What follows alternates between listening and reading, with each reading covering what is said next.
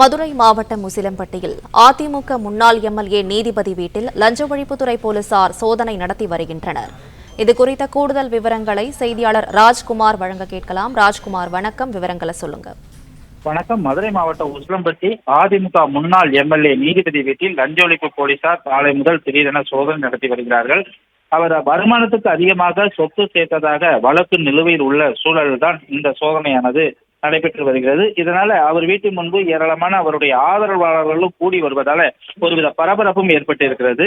மதுரை மாவட்டம் உசிலம்பட்டி நகராட்சிக்குட்பட்ட 22வது வார்டு அண்ணா நகர் பகுதியை சேர்ந்தவர் நீதிபதி. இவர் அதிமுக சார்பில் கடந்த 2016 முதல் 21 வரை உசிலம்பட்டி சட்டமன்ற உறுப்பினராக இருந்தார். தற்போது வரை அதிமுகவுடைய உசிலம்பட்டி ஒன்றிய செயலாளராக இருந்து வருகிறார். இந்த நிலையில்தான் இவர் எம்எல்ஏவாக இருந்த போது வருமானத்துக்கு அதிகமாக சொத்து சேர்த்ததாக வகூரணியை சேர்ந்த கண்ணன் என்பவர் தாக்கல் செய்து அவர் உயர்நீதிமன்ற கிளையில ஒரு வழக்கு தொடர்ந்திருந்தார். இந்த சூழலில் தான் இன்று காலையில அண்ணா நகர் வீட்டில் உள்ள அவரது வீட்டில லஞ்ச ஒழிப்புத்துறை போலீசார் சத்யசீலன் தலைமையில, அதாவது லஞ்ச ஒழிப்பு துணை கண்காணிப்பாளர் சத்யசீலன் தலைமையில லஞ்ச ஒழிப்பு போலீசார் 10க்கும் மேற்பட்டோர் அவருடைய வீடுல முழுவதுமாக தொடர்ந்து சோதனை நடத்தி வருகிறார்கள். இதனால வீட்டு முன்பு ஏராளமான அவருடைய ஆதரவாளர்களும் குவிந்து வருவதால ஒரு பதப்பரப்பு ஏற்பட்டிருக்கிறது.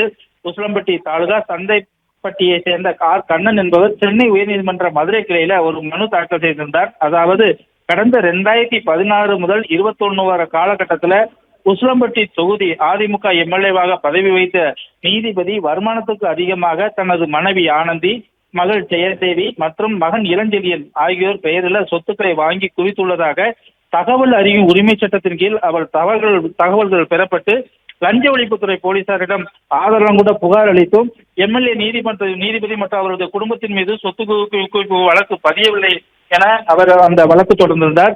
இந்த நிலையில்தான் இன்று அந்த சோதனையானது நடைபெற்று வருகிறது. இதனால அவருடைய வீட்டின் முன்பு ஏராளமான அதிமுக தொண்டர்கள் குவிந்து வருவதால் அங்கு ஒரு பரபரப்பும் ஏற்பட்டு இருக்கிறது.